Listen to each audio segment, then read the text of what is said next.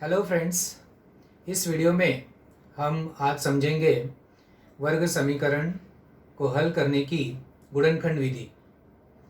गुणनखंड विधि आपने पहले भी पढ़ा होगा, 9वीं में, 8वीं में, 10वीं में फिर से उसका एक पुनरावर्तन है। पहला उदाहरण लेता हूँ। x² प्लस 5x प्लस 6 बराबर 0। ये चार उदाहरण को हम एक एक करके हल करेंगे। ये उदाहरण मैंने ऐसे क्यों लिए उसको समझ लेते हैं। यहाँ पर जो अंतिम पद है, तीसरा पद, उसका जो चिन्ह है प्लस है, और यहाँ पर भी चिन्ह क्या है, प्लस है। ये जो पहला और दूसरा उदाहरण है, इसमें यहाँ पे चिन्ह प्लस है और एक जगह प्लस है और एक जगह माइनस है। बाकी जो दो उदाहरण है, तीसरा और चौथा, वहाँ पे चिन्ह क्या है, माइनस माइनस है, और एक का यहाँ पे प्लस है और एक का माइनस है। तो ये चार अलग अलग उदाहरण हैं, एक एक करके हल करेंगे। पहले हम पहला उदाहरण देखते हैं। यहाँ पर आप देख रहे हैं कि x² प्लस 5x धन 6 बराबर 0। किस विधि से हल करना है? गुणनखंड विधि से। तो इसमें क्या करते हैं, सबसे पहले हम अंतिम पद को ध्यान देते हैं। अंतिम पद क्या है यहाँ पर? 6। ठीक है, इसको हम एक साइड में यहाँ पे लिख लेते हैं। अंतिम पद 6 है। अब क्या करेंगे, ये जो 6 है इसके दो गुणनखंड ज्ञात करेंगे।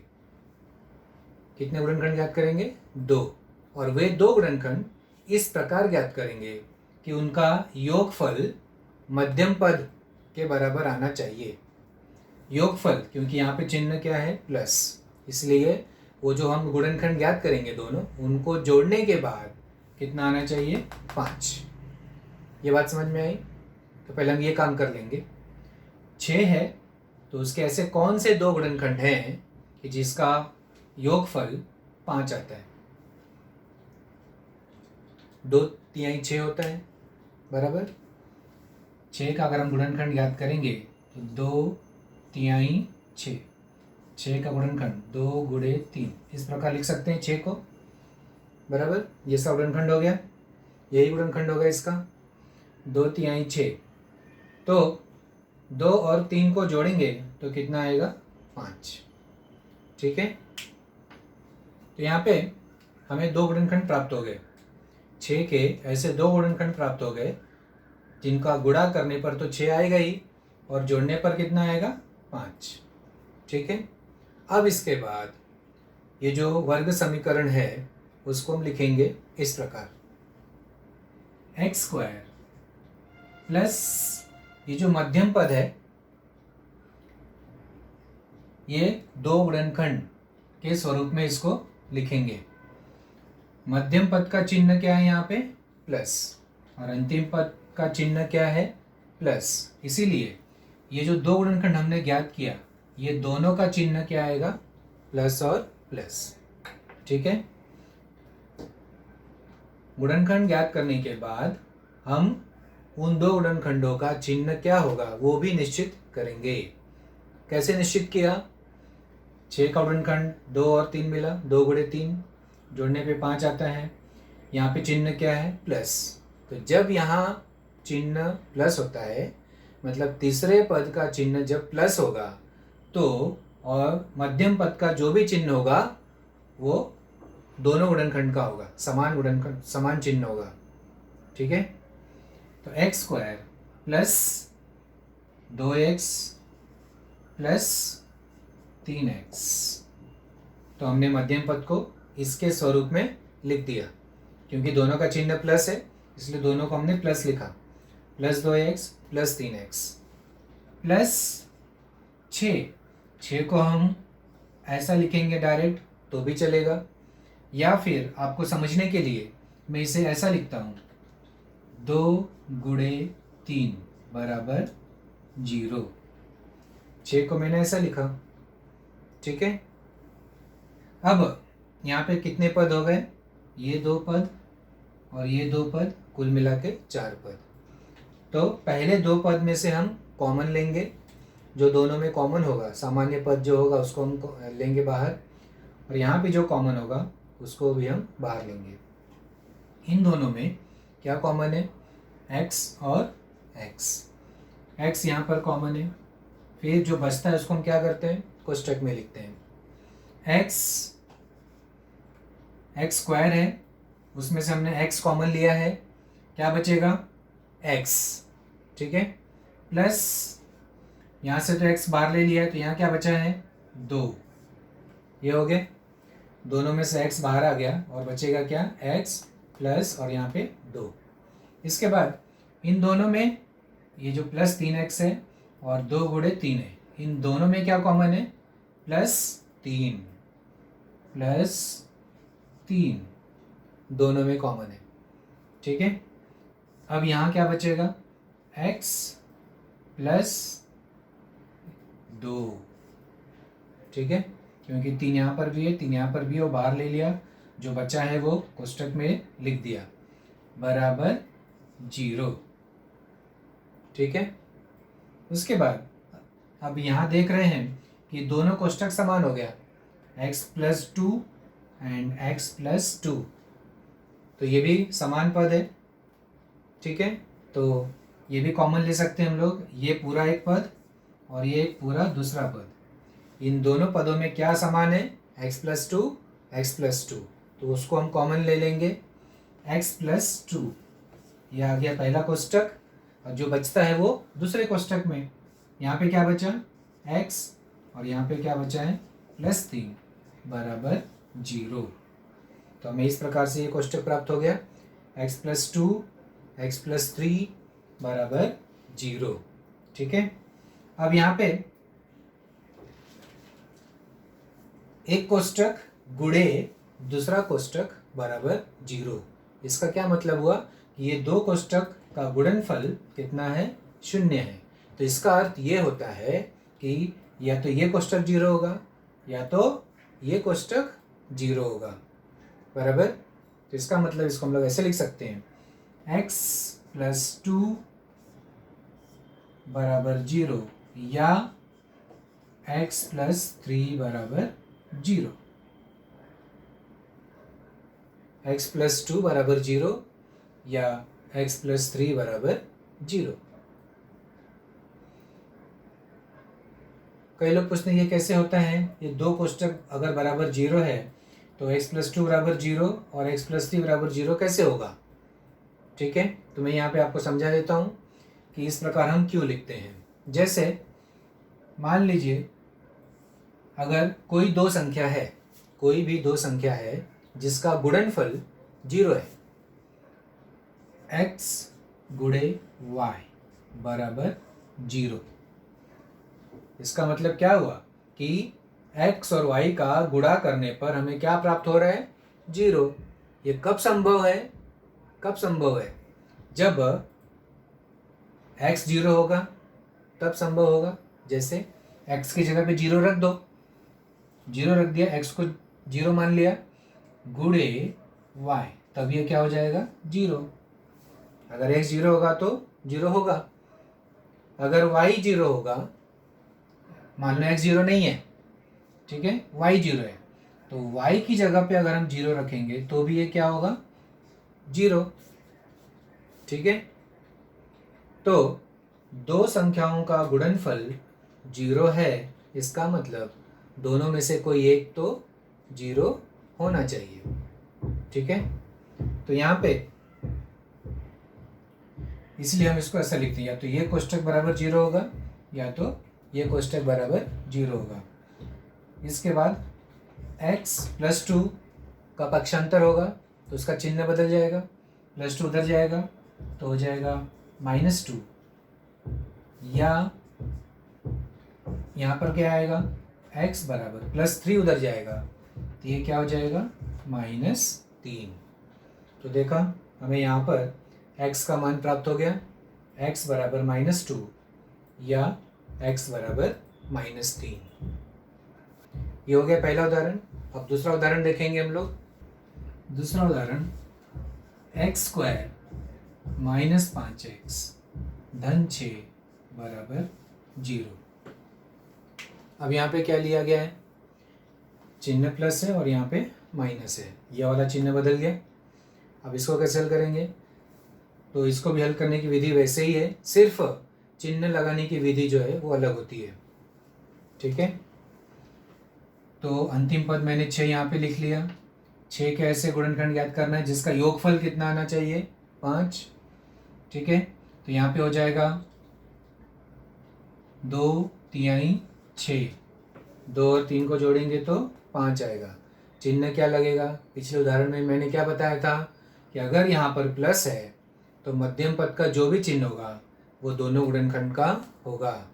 तो यहाँ पे चिन्ह प्लस है, इसीलिए मध्यम पद का चिन्ह जो होगा वो दोनों का होगा, माइनस और माइनस, क्योंकि यहाँ माइनस है इसलिए दोनों का क्या हो जाएगा, माइनस। तो ये नियम समझ में आया कि जब यहाँ पर प्लस होता है तो मध्यम पद का जो भी चिन्ह होता है वो दोनों गुणनखंड का होता है। ठीक है, ये नियम ध्यान में रखना। यहाँ पे -2 और -3 आ गया। अब ये जो हमारा वर्ग समीकरण है उसका जो मध्यम पद है ये दो गुणनखंड के स्वरूप में लिखेंगे, तो ये हो जाएगा x square minus 2x minus 3x। ठीक है, -2x और -3x दोनों गुणनखंड लिख दिया यहाँ पे, उसके साथ में x, फिर प्लस 6। देखो -2 गुणे -3 लिख सकते हैं, या तो मैं अब यहाँ पे क्या डायरेक्ट लिख देता हूँ 6। ठीक है, ऐसा भी लिख सकते हैं। फिर इन दोनों में आप कॉमन लेंगे, इन दोनों में क्या कॉमन है, x कॉमन है, बचेगा क्या कोष्टक में, x माइनस 2। इन दोनों में क्या कॉमन है, -3 कोष्टक में x माइनस 2 बराबर 0। अब जब मैं ऐसा कहता हूं कि दोनों में -3 कॉमन है तो बच्चे कंफ्यूज हो जाते हैं, सर यहाँ -3 तो है ही नहीं तो कैसे कॉमन आएगा। तो उसको मैं ये इस प्रकार समझाता हूँ कि ये जो 6 है उसका हमने यहाँ पे दो गुणनखंड ज्ञात किया था, इसका मतलब ये जो 6 है उसको हम ऐसा लिख सकते हैं -2 गुणे -3। इस 6 का मतलब ये है ना। ठीक है, तो अब दिखाई दे रहा है -3 यहाँ पर -3 है और यहाँ पर भी -3 है, तो -3 हो गया कॉमन। कोष्टक में क्या बचा, x और यहाँ पे -2 बराबर 0। समझ में आया।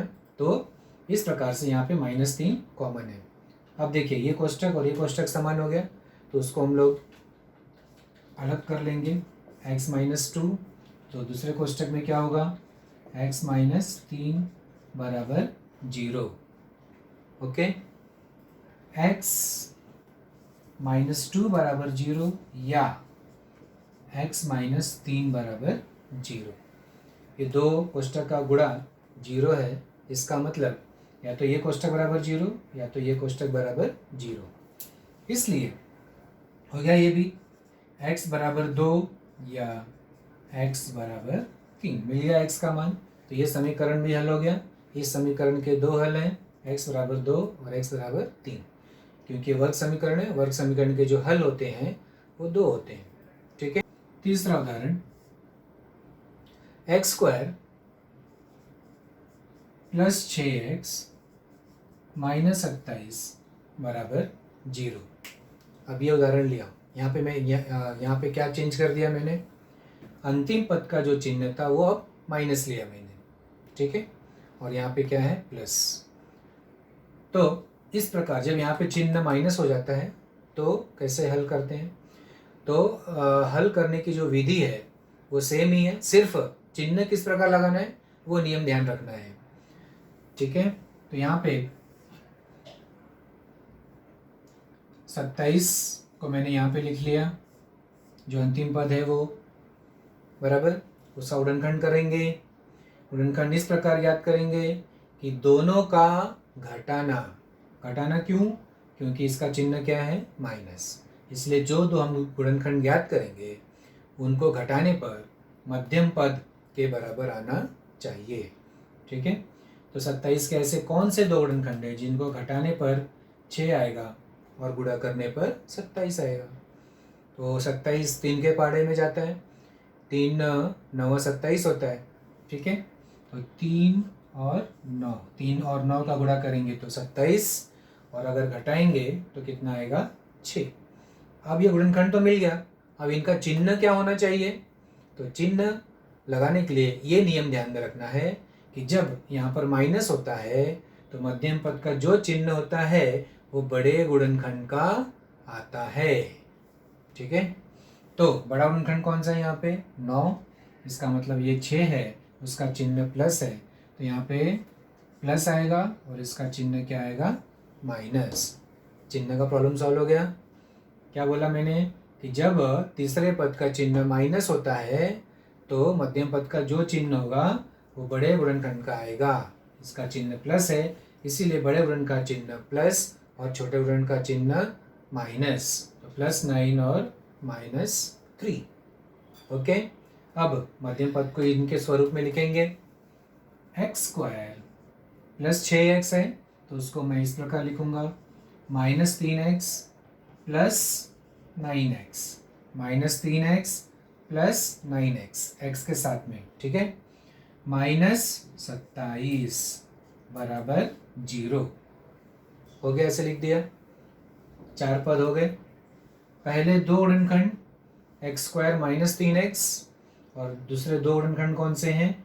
9x - 27 बराबर 0, ठीक है। इन दोनों में x कॉमन है, यहाँ क्या बचेगा? x - 3, x कॉमन आ गया, यहाँ x बचा और यहाँ -3। इन दोनों में क्या कॉमन है?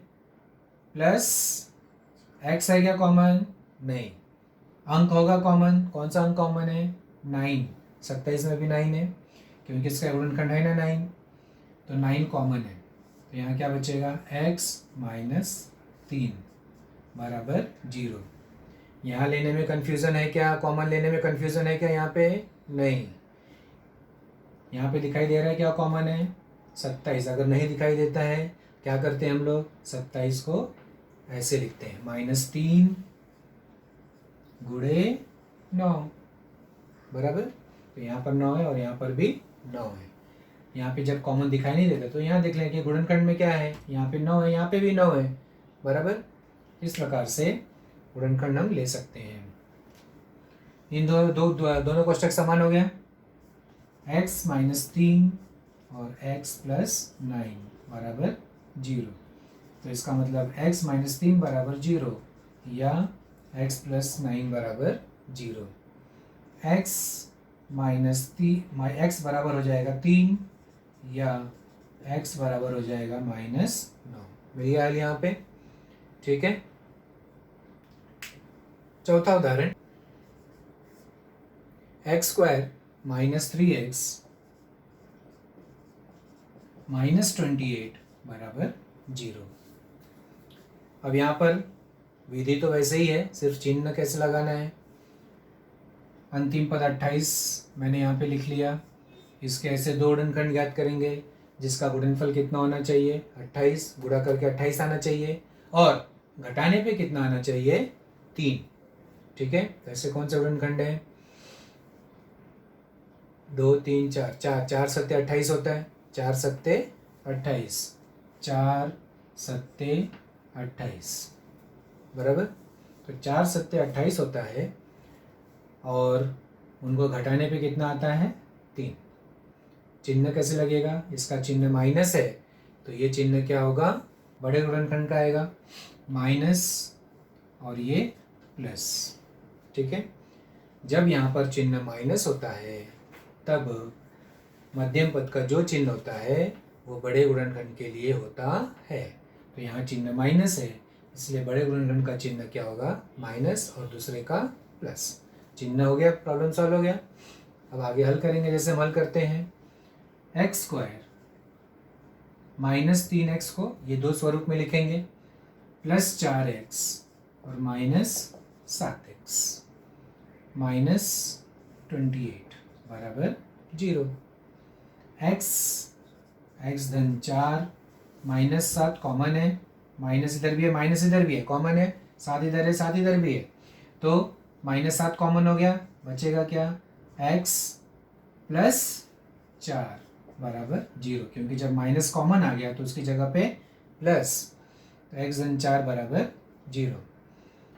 फिर पहले कोष्टक में हो गया x धन 4 और दूसरे कोष्टक में हो गया x माइनस 7। x धन 4 बराबर 0 या x माइनस 7 बराबर 0, x बराबर -4 या x बराबर 7। मिल गया हल यहाँ पर। नियम समझ में आया दोस्तों। अभी हमने जो उदाहरण देखे उसमें आपने ध्यान दिया होगा कि x² यानी जो पहला पद था वर्ग वाला पद, उसके गुणांक 1 था, उसका गुणांक जो है 1 था। यदि गुणांक 1 होगा तो हमने देखा कि किस प्रकार उसको हल किया जाता है। मान लीजिए x² का गुणांक 1 के अलावा कोई दूसरा अंक है, तो उस उदाहरण को कैसे हल करेंगे मैं एक उदाहरण लेकर बताऊंगा, तो उसी प्रकार से बाकी सब आप कर सकते हो। जैसे ये उदाहरण लिया मैंने, 2x² plus 3x minus 14, 2x² plus 3x minus 14 बराबर 0। आप देख रहे हो कि यहाँ पे x² का गुणांक कितना है 2, इसके पहले क्या था x² का गुणांक सिर्फ 1 था, इस प्रकार था ना, x² प्लस 5x माइनस 6 बराबर 0। ये जो x² था यहाँ पे गुणांक कितना था 1, ठीक है। अब 1 के अलावा अगर कोई दूसरा अंक है तो कैसे करेंगे, तो उसके लिए यहाँ पे 2x² प्लस 3x माइनस 14, तरीका वैसे ही है। अंतिम पद यहाँ पर क्या है -14, सिर्फ फर्स्ट स्टेप में अंतर है, बाकी सब स्टेप्स वैसे ही है। सबसे पहले x² का गुणा कितना है 2, तो उसका गुणा हम अंतिम पद में करते हैं, तो 2 का गुणा हम अंतिम पद में करेंगे तो कितना आएगा, 2 का गुणा अंतिम पद कितना है वो -14, तो कितना आएगा गुणा करने पे -28 हो गया। गुणा करने पे क्या प्राप्त हुआ -28, जो गुणा करने पर प्राप्त होता है उसका गुणनखंड हम ज्ञात करते हैं। तो यहाँ पर क्या आया -28, तो इसलिए इसका 2 गुणनखंड हम ज्ञात करेंगे, 28 के 2 गुणनखंड हम ज्ञात करेंगे। तो 28 के ऐसे 2 गुणनखंड ज्ञात करो जिसका घटाना कितना आना चाहिए 3 बराबर। तो 7 चौक 28 होता है, 7 चौक 28, चिन्ह लगाना है। तो नियम क्या बताया गया था कि जब यहाँ पे माइनस होगा तो मध्यम पद का चिन्ह जो होता है वो बड़े गुणनखंड का आता है। तो यहाँ पे चिन्ह क्या है प्लस, इसलिए बड़ा गुणनखंड का चिन्ह क्या होगा प्लस और दूसरे का माइनस। समझ में आया। तो यहाँ पे अब ये जो वर्ग समीकरण है उसका जो मध्यम पद है उसको गुणनखंड के स्वरूप में लिखना है। तो यहाँ पे लिखेंगे 2x² प्लस 3x की जगह पे क्या लिखेंगे plus 7x minus 4x, 7x में से 4x गया तो 3x, और ये अंतिम पद -14 बराबर 0।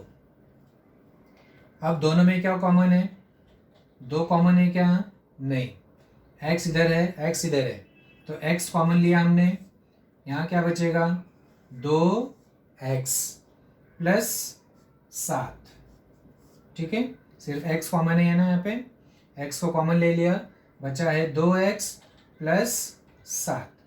इन दोनों में क्या कॉमन है माइनस, दोनों जगह है तो माइनस कॉमन ले लिया, 4 इधर है और 14 इधर है, तो 4 में 4 को हम लोग क्या लिख सकते हैं 2 गुणे 2, 14 को क्या लिख सकते हैं 2 गुणे 7 बराबर।